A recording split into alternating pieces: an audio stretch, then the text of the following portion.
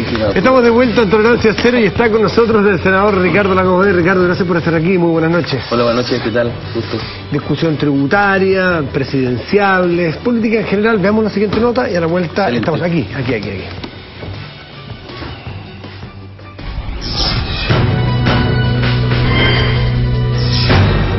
Nos parece una traición al movimiento estudiantil. A nosotros nos interesaba que este proyecto continúe su tramitación. ¿Fue una sorpresa? Al final el proyecto de reforma tributaria fue aprobado en la Cámara de Diputados con 3 votos a favor de la concertación y los independientes. Es un paso muy importante que se ha dado la aprobación íntegra, total, en la Cámara de Diputados a este proyecto. Es un proyecto que profundiza la inequidad tributaria, la desigualdad tributaria y no lo corrige porque se concentran los beneficios en sectores de más alto ingreso. Triunfo para el gobierno que asegura $1.000 millones para financiar la reforma educacional e indicios de quiebre en el lado opositor.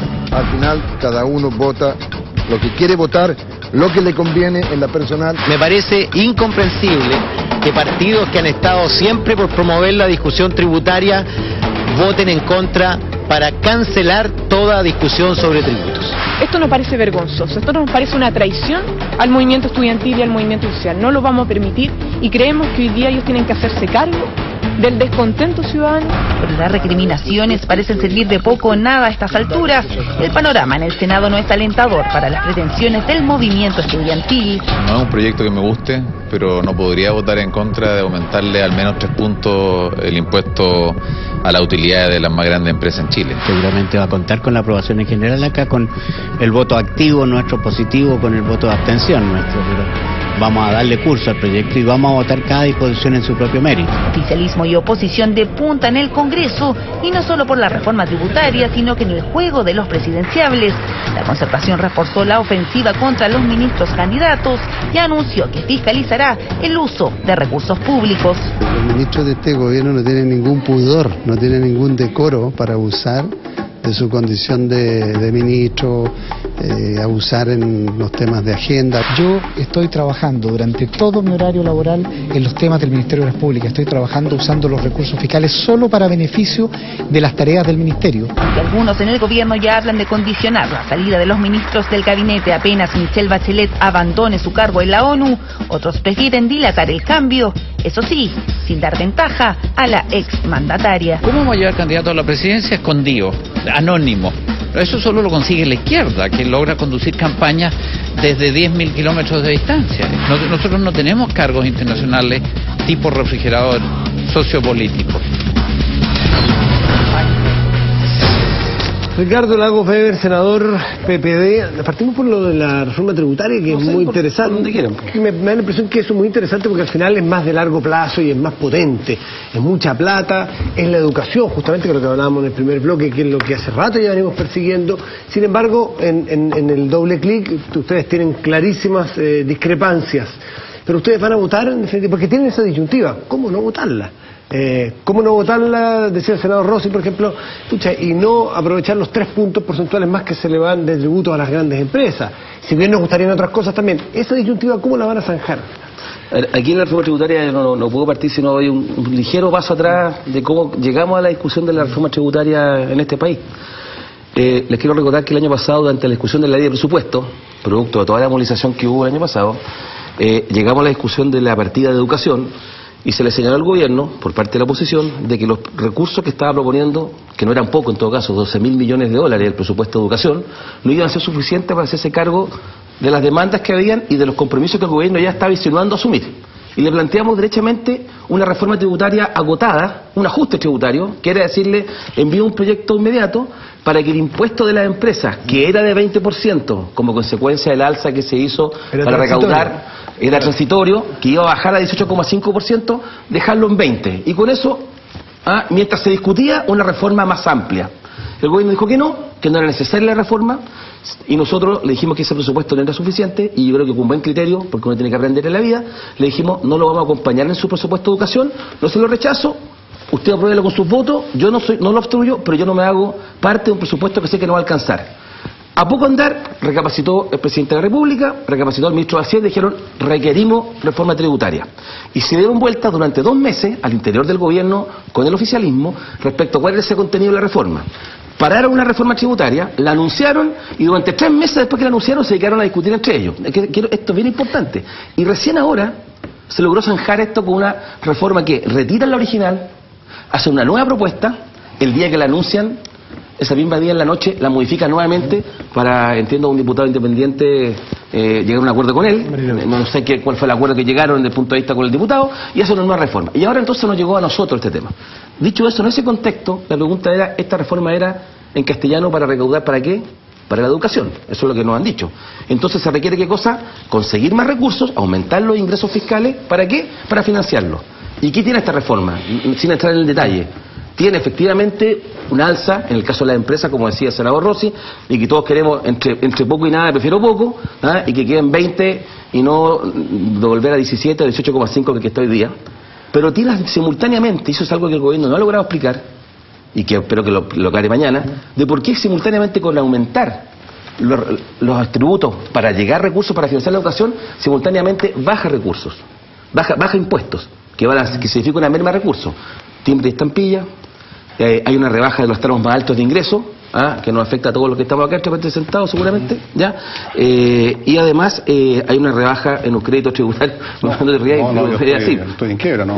Bueno, entonces tú no pagáis, pero lo que te quiero decir es que, y además el crédito en materia tributaria, en materia de educación, que es claramente regresivo. Entonces la pregunta, y podemos discutir cada punto en particular, es ¿por qué razón? Si el gobierno dijo, voy a recaudar, he escuchado a la gente, una reforma más impuesta por la calle, porque no está ni el programa de gobierno en ninguna parte, fue a contrapelo la UDI, hace una segunda reforma y la reforma sigue teniendo el mismo vicio.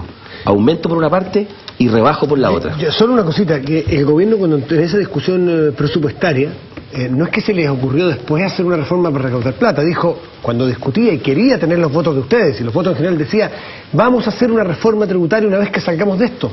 No es que se le ocurrió una vez aprobado o rechazado el presupuesto. Dijo, no queremos mezclar esos dos temas. No se le ocurrió de la noche a la mañana. Era parte de su agenda, por así decirlo. No mezclarlo. Bueno o malo, pero me da la impresión que tú dijiste que como que después se arrepintieron, recapacitaron. Y dijeron, pero si lo plantearon desde el principio que iban a hacer, una vez terminada la discusión, iban a empezar la otra. Podemos chequearlo por Google y lo... Eso tengo la impresión yo, que de hecho decían, no queremos mezclar los dos temas. Ellos dijeron su unidad y que no sería oportuno mezclar dos cosas, eso sí lo dijeron. Sí. Pero no dijeron que estaban dispuestos a hacer una reforma. Ya, ¿qué van a hacer? ¿Qué es lo importante? Pues el otro lo googlearon, pero... Lo importante es que la pregunta es la siguiente. Si nosotros aspiramos en el Senado a tener una posición de conjunto, que ya de suyo no es fácil, yo creo. ¿A la oposición? A la oposición, de conjunto, no, de conjunto. Sí. Segundo, yo creo que nadie está por negarle el alza de los impuestos. Lo que ocurre es que para llegar a esa instancia, tú tienes que aprobar la idea de legislar en general. Esto es, puesto en castellano, la idea de, ¿sabe qué más? Su reforma la vamos a considerar, en vez de rechazarla de plano. ¿Ya? Lo que ocurre, y eso es que queremos ver si el gobierno tiene capacidad para en alguna de estas 3 áreas que yo he mencionado, en el tema de la reducción de los tramos de más altos ingresos de los impuestos, en el tema del crédito de la educación en materia tributaria, que básicamente por la minoría en Chile, porque por definición los que pagan impuestos en Chile son la minoría, ¿ya? Y en el tema del impuesto de timbre y estampilla, ¿se puede hacer alguna diferenciación o eliminarlos derechamente? Ustedes tienen mayoría y por dónde los debería costar tanto. Mira, si tenemos mayoría, y para ser franco, en el papel siempre tenemos mayoría, en el Senado. Pero otras veces no logramos tener ese consenso. Y yo creo que este es un proyecto de tal naturaleza que viene mal, que a ratos creo que hay, y yo no lo descarto en mi caso, una evaluación de decir, con una reforma tan mala, tan egoísta. Es una burla esta reforma, lo digo bien responsablemente, ¿ya? Porque no entiendo, si el gobierno lo que quería era allegar recursos para la educación, te introducía un elemento que siempre termina rebajando. Para la reconstrucción, que nosotros lo aprobamos la reforma para la reconstrucción y que hubo una reforma tributaria, de todas maneras el gobierno, porque es un tema ideológico, esta es la manera de cómo vemos la vida. Ellos decidieron que junto con aumentar temporalmente los recursos para llegar más para la reconstrucción, simultáneamente rebajaron permanentemente impuestos. Entonces, porque ellos tienen una visión, que es la derecha, y básicamente la UDI, que es la que al final termina, con todo cariño, mi amigo de RN, poniéndole aquí el que corta el queque, dijo, mire, tributario, este Estado es grande, esa es la discusión, este Estado grande, usted es un Estado que tiene muchos recursos, no se requiere más. Y eso hoy día tenemos la reforma, que es la segunda que envían y que tiene el mismo pecado. Da la impresión de que una de las cosas que divide a la concertación respecto a la reforma tributaria es si aprobar una reforma tributaria ahora o dejar el tema definitivamente para la campaña presidencial. O sea, no entregar los votos para esta reforma tributaria y por lo tanto que se convierta en un tema importante de la campaña presidencial. ¿Qué ventaja y desventaja le ve usted a cada una de las opciones? Yo creo que cualquiera sea el resultado de esta discusión que tengamos en el Parlamento en las próximas 3 semanas y se apruebe lo que se apruebe o lo que no se apruebe, el tema tributario va a quedar pendiente. Porque acá lo que hay que hacer es cambios más sustantivos al sistema tributario chileno que está hoy día.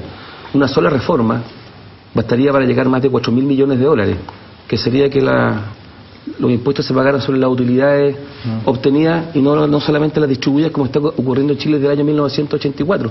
Ese solo efecto nos genera 4.000 millones de dólares y no tengo que subirlo al 20, ni al 23, ni con eso solo recaudo 4.000 millones que todos los estudios relativamente serios señalan que costaría una reforma financiera, una reforma educacional. ¿Y hay consenso en la concertación por eso? Tenemos un consenso que va más allá de la concertación. Hicimos una propuesta de reforma tributaria que me tocó coordinar a mí y que va desde la democracia cristiana, pasando por toda la concertación hasta el Partido Comunista, en la cual recauda alrededor de 3-4 puntos del producto, en los cuales uno de los elementos es este. Pero volviendo al tema que se plantea, esto va a estar en la agenda presidencial, no me queda ninguna duda en el debate, ¿ya?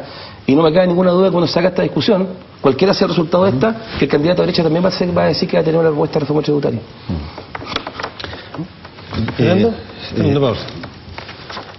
Yo fíjate que no tengo tanta seguridad de eso último que mencionaste. Yo creo que aquí hay cosas ideológicas que son obvias y evidentes por lado y lado. Yo estoy totalmente de acuerdo con lo que tú planteaste respecto de que es ideológico el que cuando tú tengas que hacer una reforma tributaria y que venga desde la derecha o la centro derecha, tenga simultáneamente que hacerse una rebaja de impuestos a las personas porque está dentro del disco duro de que eso tiene que ser así.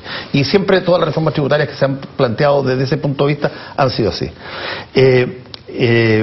Pero yo creo que hay también un factor ideológico en este concepto de entre poco y nada, prefiero poco. Yo lo encuentro la antítesis del liderazgo político, la antítesis del liderazgo político. ¿Qué significa esto? Entre poco y nada prefiero poco. Significa de que si es que a ti te dan 700 millones de dólares en un ajustito tributario como el que se está proponiendo y simultáneamente te impiden, porque no se puede hacer reformas tributarias todos los años, y eso inhibe a mucha gente de poder entender o aceptar y trae legítimamente, a mi modo de ver, a empresarios y cosas que empiezan a hacer lobby y presión para que no se discuta una reforma tributaria en el próximo gobierno, porque ya se hizo la reforma tributaria acá. Ese poco que obtuviste termina siendo nada en el mediano y largo plazo. Y yo desde ese punto de vista estoy con el punto de vista que planteaba Cristian, si es que está tan convencida la concertación de que, o la oposición en general, de que esto es penca, es malo, si está tan convencida de eso, yo creo que lo lógico que debería hacerse es decir que no a esto y hacerlo parte de un mandato presidencial entre las personas que propongan dentro de un año más las candidaturas presidenciales. Señalé cuando le respondía a Cristian de que incluso yo he llegado a la convicción de que si esto no va a ser aprobado, porque estamos llegando a ese punto. No, pero es que dentro de la coalición hay personas que se abstienen, que es una forma de dar un voto sí, que es la lógica de entre poco y nada, prefiero poco. Por eso que cuando me dijeron, por eso que yo te señalaba que la discusión de fondo acá es respecto de legislar o no, porque una vez que tú apruebas en general, y aquí me tengo que tirar a la piscina, lo que ocurre al interior de nuestra coalición a veces es que cuando tú estás discutiendo en particular cada uno en la disposición del proyecto, tal vez no logres hacer la mayoría. Y yo que estoy llegando a la convicción de que con este gobierno se le da un plazo. Hoy día hicimos una conferencia de prensa a 4 senadores, ¿ya?, de la Comisión de Hacienda, en la cual no pusimos ninguna condicionante ni emplazamos al gobierno que tenía que cambiarlo, si no se iba a todas las pailas, pero sí se le dijo, tiene 2 semanas para recapacitar sobre estos temas. Y mi impresión es que vamos a llegar a ese minuto, si el gobierno no lo hace, de que yo prefiero a esta altura de no tener una reforma tributaria precisamente por lo que tú señalas. ¿Pero es un cambio en su posición, senadora? Sí, ¿sabes cuál es el cambio? Es que cuando el gobierno retira el proyecto y manda uno nuevo, manda lo mismo.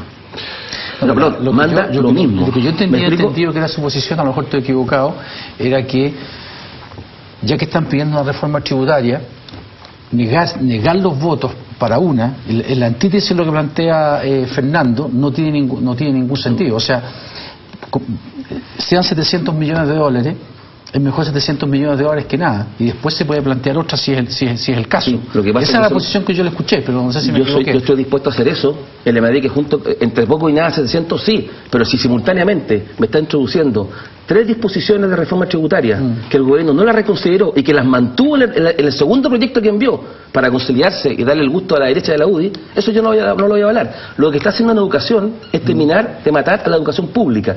Entonces, si el gobierno quiere eso, yo sí estoy dispuesto, comillas, a correr el costo de que se me diga no quiso aprobar los 700 millones, porque no estaba dispuesto tampoco a rebajar los impuestos a los que más tienen en Chile. Y eso es lo que está en discusión al final. Y eso yo prefiero que quede por la campaña presidencial y por último, que quede para lo que quede. Pero hemos hecho un esfuerzo gigantesco a este gobierno aprobándole casi todos los proyectos de ley, salvo uno. Y en consecuencia, termino acá, es que este tema es re clave para lo que va a venir ahora, la discusión que vamos a tener. Porque si el gobierno va a insistir en este periodo de discusiones que comienzan mañana con el ministro de Hacienda a las 3:30 de la tarde en la Comisión de Hacienda, solamente a explicarnos el proyecto y no se va a abrir a modificar ninguno de los 3 aspectos, en particular el de educación, que me parece el más grosero desde el punto de vista ideológico que está detrás, entonces creo que vamos a ver varios que no vamos a estar en condiciones de decirle, ¿sabe qué más? No hay nada entonces, por lo menos no con nuestro voto. Y la única forma de hacerlo más fuerte eso es cuando tú discutes la idea legislar en general, porque ahí es más difícil que se te desmarque alguien. Así es sencillo. Fernando Villegas. Me he dado cuenta que estar desprovisto de recursos, pobre o sin poder, lo hace regresar a uno a los principios con una gran velocidad, porque si hay algo, senador, que caracterizó el ADN completo de la Concertación cuando era gobierno, es precisamente la política que es preferible algo a nada, y la expresión más solemne de eso es la frase famosa de Patricio Aylwin, justicia en la medida de lo posible. Y todo lo que hizo la Concertación a lo largo de su administración, y me alegro que haya sido así, fue esa política cínica, si usted quiere, o realista, o como se quiera decir, de hacer lo que era posible y no intentar asaltar el cielo como quieren los niños de 12 años cuando descubren el manifiesto comunista o el primer panfleto que les llega en la mano. Ahora veo que están en una postura más principista, y ya eso del preferible poco a nada ya parece que no corre. Pero yo quiero ir a otro tema en realidad que tiene que ver, senador, con una entrevista que usted debe haber leído hoy día, que salió en la prensa, una entrevista en la tercera precisamente a José Joaquín Brunner, que es un hombre de gran prestigio intelectual y que básicamente dice que la Concertación no está en condiciones de, no hablemos de una votación, que como usted dice de repente se disgregan, no está en condiciones de afrontar, si llegan a gobernar, que es muy probable, que es bastante posible, ningún tema país, porque ya no están con contestes en nada, están separados en 20.000 fracciones distintas, dentro de cada fracción hay grupos más chicos todavía, y usted sabe mejor que yo cómo es lo hemos estado viendo toda la semana. Yo quiero conocer sus comentarios sobre esta afirmación que va al centro de gravedad de la política actual de la Concertación y que va al centro de gravedad de un eventual gobierno de Michelle Bachelet, si es que ella, como es lo más probable, ¿no es cierto?, acepta la candidatura, y también es muy posible que pueda ganar. Dos temas. Voy a plantear primero, Fernando, respecto al tema que uno vuelve a los principios porque no tiene nada, entonces se pone principista. Yo creo que las cosas, las decisiones son también de los contextos, para ser muy franco. Dicho eso, la discusión que tengo fin de semana por medio con un pariente cercano, que tuvo alta responsabilidad en este país, es que creo que lo que no se hizo bien fue marcar... adivinar quién puede hacer. Fue marcar las diferencias. Es cierto que no teníamos mayoría para hacer todo lo que se quería. Es cierto que hubo que transar muchas cosas para hacer cosas que fueron importantes para Chile. Pero los ejemplos que pongo, y bien rápido para no latear, es que creo que, por ejemplo, y le toco a 3 presidentes, que es Frei, Lago y Bachelet, para sacar su política de jornada escolar completa, lo que se exigió, que era buena la idea, se exigía aparte de la derecha que se financiara también a los particulares subvencionados.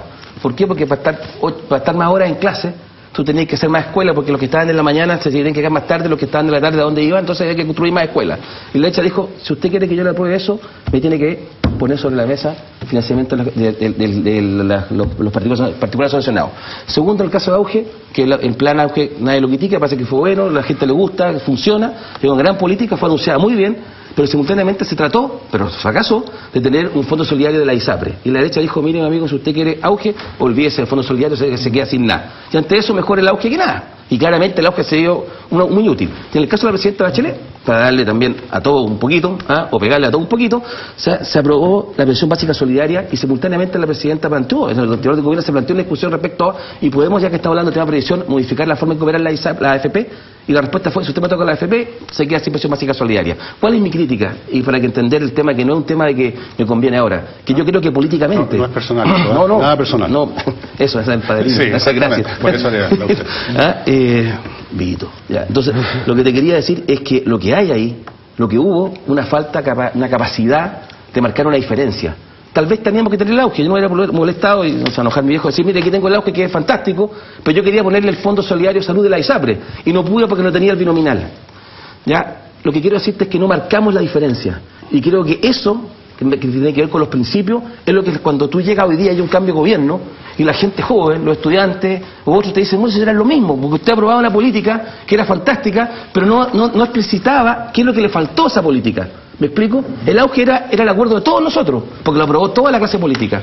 Y la pensión básica solidaria de toda la clase política, sí. Pero ¿qué es lo que nos faltó entonces? ¿Dónde se dijo eso, dónde nos faltó? Y creo que ahí nosotros cometimos una autocrítica que no fue tampoco, pero una autocrítica. No fuimos capaces para decir, esto lo apruebo contento y orgulloso, esta pensión básica solidaria, este auge, pero no fui capaz de hacer más que yo quería, porque no me dio el sistema, porque fui, la verdad, chantajeado. Pero eso plantea siempre lo bueno, siempre planteamos lo bueno y lo malo. ¿Por qué en política es que si un adversario tiene una posición y tiene votos para eso, porque significa un chantaje? Porque el otro lo que no quiere es modificar el binominal, Cristian. Como no modifican el binominal, nos dejan empatados permanentemente. Ese es el chantaje. Cuidado, no es que piensen distinto. Hay mucha gente que tampoco quiere. Sí, pero son los menos. No hay un empate ahí. Ahí no hay un empate. La mayoría de nosotros queremos una modificación del binominal. Ricardo, hasta lo que quería el presidente Piñera, que llevó a todos los expresidentes, a todos, a la moneda, los llevó a almorzar a cada uno individualmente y les dijo, sí, el binominal es muy importante. ¿Y en qué quedamos? En nada. El chantaje es ese. No es que pienses distinto, no faltaba más, todos podemos pensar distinto. No, Ricardo, la pregunta es cómo se divide esa diferencia. A la lógica que ponía Fernando, de que del globalismo, de que antes una de las cosas que se hicieron en los últimos 20 años es que no se ganaban las cosas por un voto, habían ciertos consensos que hoy día están siendo repudiados. Y ese mismo lenguaje, a mi modo de ver, cuando uno escucha chantaje, da la impresión que si la otra persona pone su posición arriba, ya no es un problema de la política normal, donde yo pienso una cosa, tú piensas lo otro, yo tengo tantos votos, me siento y converso y llegamos a un acuerdo, sino que eso termina, tú lo estás definiendo como chantaje. Eso es lo que te quería... Lo que defino como chantaje es que esa visión que puede tener legítimamente otro, ¿ya?, tendría siendo un empate con un sistema político que juega al empate con un sistema electoral y que hay un sector que no quiere modificarlo en Chile. Aquí hay una mayoría de chilenos que tiene una visión de hacer las cosas y eso no tienen, entre lo último, ustedes en este momento no tienen acuerdo en la concertación respecto de la reforma tributaria. ¿Las personas que no piensan como tú te están chantajeando? No, para nada, no. Entonces mal empleado el concepto, pero lo que está detrás, el punto que quiero ganar, no eso te lo concedo. El punto es que acá hay una derecha, ¿ya?, que no ha querido modificar el sistema electoral y eso es un empate permanente. Pero tú el caso... Es un empate y eso hace que los gobiernos no puedan tener una mayoría para hacer las transformaciones necesarias. Y eso yo sí creo que es una autocrítica que le hago a mis gobiernos de la concertación, que no pusimos acento más fuerza. Más allá de que haya gente en la concertación que tal vez está cómoda con el sistema, no me cabe ninguna duda, pero no es la mayoría. Ricardo, lo que llama la atención es que es planteado, claro, como chantaje, me hiciste la corrección, ¿se entiende? Es plantearlo como que nosotros los buenos, los otros los malos. Y aquí es opiniones distintas. Por ejemplo, cuando yo leía, porque los leo a ustedes, yo dije, el ministro Larraín es mala persona, o no entiende, o va a la parada. Déjame ver qué lo inspira. Entonces estuve leyendo una entrevista que había hecho y esté o no de acuerdo, pero una de las explicaciones que él da, dice, nosotros queremos bajarle a los demás altos ingresos, porque lo que quiere no es beneficiarlos por otra parte, lo que quiere es, eso es lo que dice él, achicar la brecha entre los impuestos a las empresas y a las personas, porque hay un incentivo con los impuestos a las personas muy alto, un incentivo a la creación de sociedades, y no son sociedades justamente para generar riqueza y empresas, sino para eludir el pago de impuestos. Es decir, hay una argumentación técnica que también es sostenible y no planteable como que esos son los malos, estos están yéndose por dentro. Pero ese problema se arregla de una patada y lo conversamos acá cuando estuvo el ministro de Hacienda. Eso se arregla tal cual como la idea, y pasa en otros países, que las personas que tienen global complementario, los dueños de empresas, llamémoslo así, y probablemente todos nosotros tenemos, paguemos por las utilidades de vengada, punto, y no por la utilidad de retirada. Se acabó el problema, no tenéis nunca. No tengo empresa, pero quiero volver a un tema. No son buenos y malos. Eso es importante. Matías, no es un tema de bueno y malo. No es el tema del chantaje. El tema es que algunos representan una visión, una mirada, y el sistema político lo que no hace, y esa es la perversidad del sistema, es que una mayoría que piensa de cierta forma lo encuentra que su visión se exprese políticamente para hacer un cambio, porque estamos empatados. El sistema político está y a eso me refería con la crítica que hizo a los políticos. Todos los temas llegan a eso, todos los caminos llegan a Roma. Y todos llegan a eso. ¿Y sabes por qué? Porque alguien dice, mire, ¿para qué quiero cambiarlo? Si yo con lo que tengo estoy empatado. Y te doy un ejemplo que va, si tú quieres, en mi contra. Cuando fui electo senador por Valparaíso, San Antonio y Viña del Mar, iba con Hernán Pinto al lado, ¿ya? Y los dos sacamos 40% de votos. Y la derecha, que fue Joaquín con Pancho Chaguán, que era una tremenda batalla entre los dos y que ganó Pancho, sacaron 57%. 40 y 57.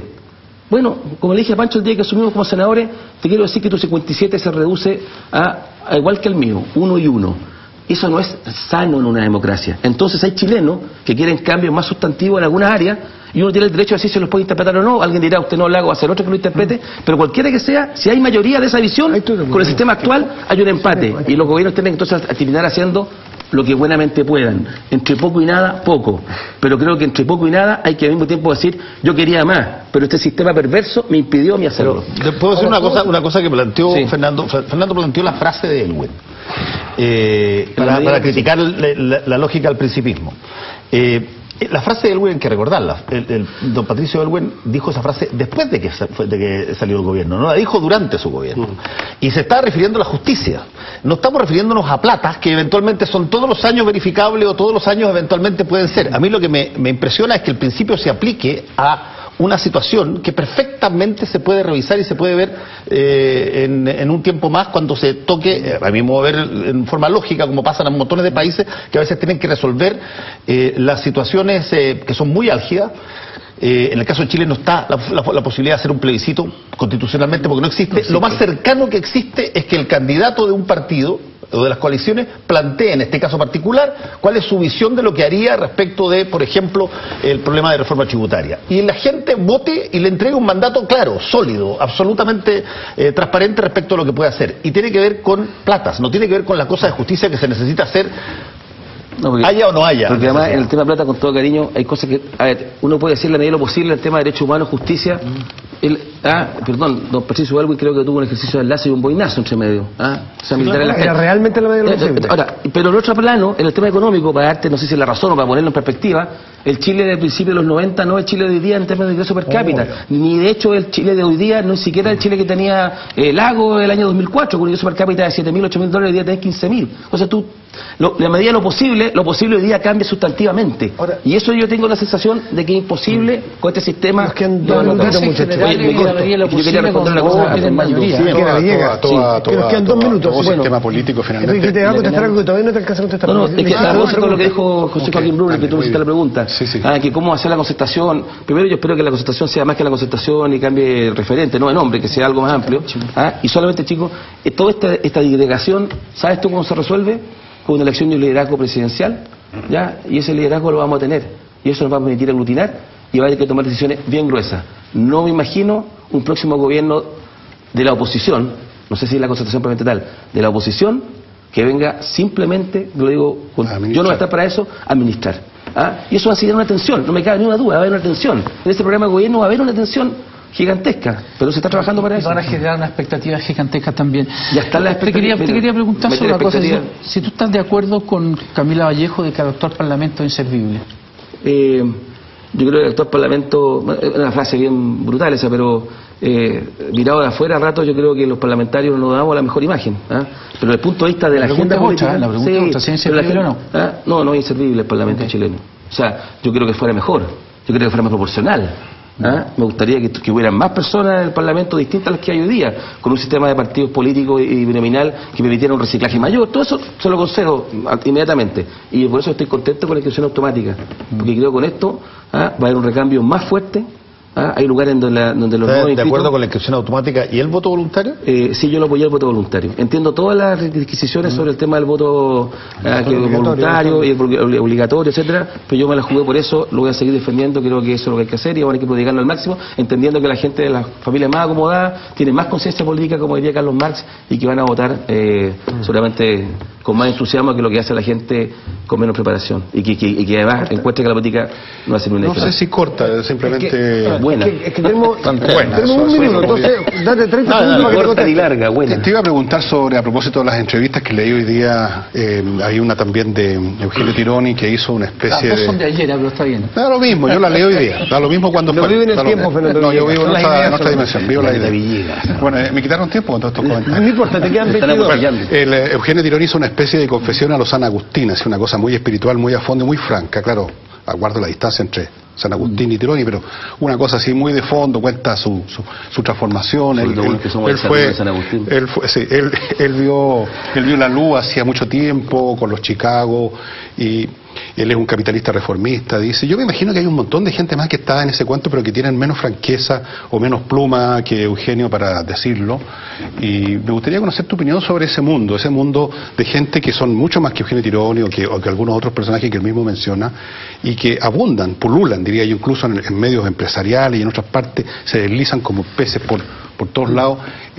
A propósito de visiones, ¿cómo los ves a estas personas tú? ¿Cuántos son? ¿Cuántos hay realmente en este mundo que tú llamas de la oposición? ¿Tú estás refiriendo un poco a propósito de Eugenio Tironi a esa gente que se supone que hace el hoy o que transita entre lo público y lo privado? A las interpretaciones que tú quieras.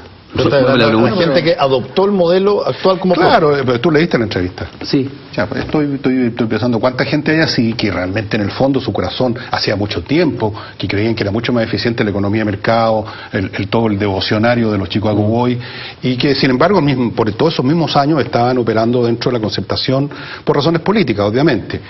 Es por esas personas que te pregunto, por esa visión, no por esas personas, por esa visión. Sí, te voy a responder al tiro, solamente un detalle, que al poner el acento en Eugenio Tironi lo que se hace al final lo pongo de ejemplo, sí, porque hizo la entrevista y es muy interesante. Yo creo que las cosas exceden a Eugenio Tironi. Desde luego que sí, por eso que te lo pregunto.